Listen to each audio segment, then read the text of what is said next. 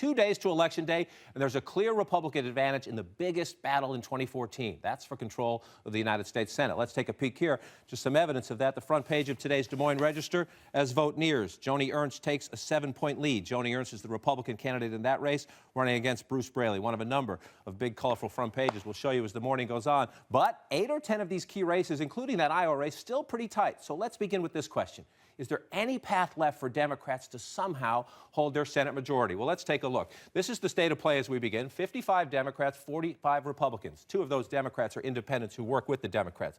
Here are the big races we're watching this year. 13 races we've been watching throughout the year, but even most Democrats concede Montana, South Dakota, West Virginia, likely to be Republican pickups on Election Day. So let's give Republicans those 3. That would get you to 45-45. So can the Democrats somehow hold on to their majority? Well, the easiest path, and put easiest in quotes because it's not easy, is to keep the states I'll call the blues: New Hampshire, Iowa, Colorado, and North Carolina. The president carried 3 of them, Colorado, Iowa, and New Hampshire both times. He carried North Carolina once, but that is by no means assured because the Republicans are leading in Colorado. Republicans are leading in Iowa. New Hampshire's close. North Carolina is close. So what if the Republicans take Colorado and Iowa and, for the sake of this, Democrats hold New Hampshire and hold that race in North Carolina?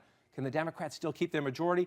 That's why it's so hard to look. That would be 47-47, but to get to 50, Vice President Joe Biden would break a tie. If Democrats can get to 50, they would have to win 3 of these 6. 3 of them are held by Republicans.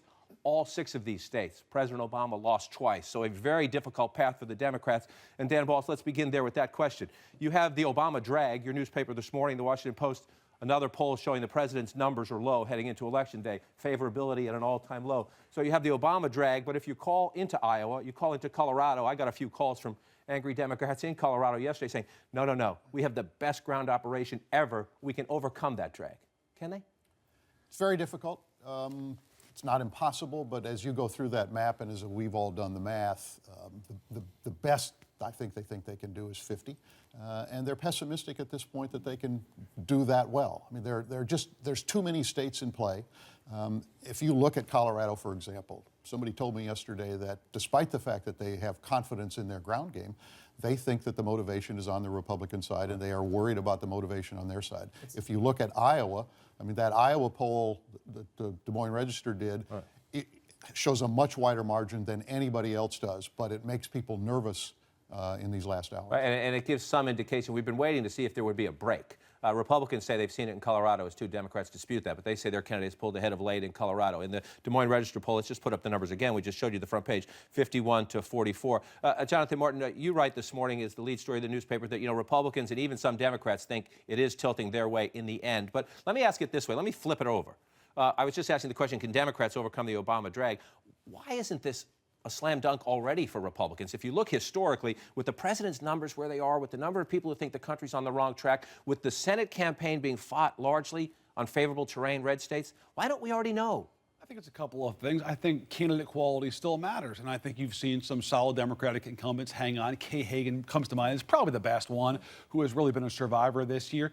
But I also think it's structural. Politics more and more, John, is based upon just these very firm demographics, and Democrats have done a good job in recent years getting their voters out. Now, they don't do as good of a job in off years, and that's part of their challenge this year. But I think Dana's right.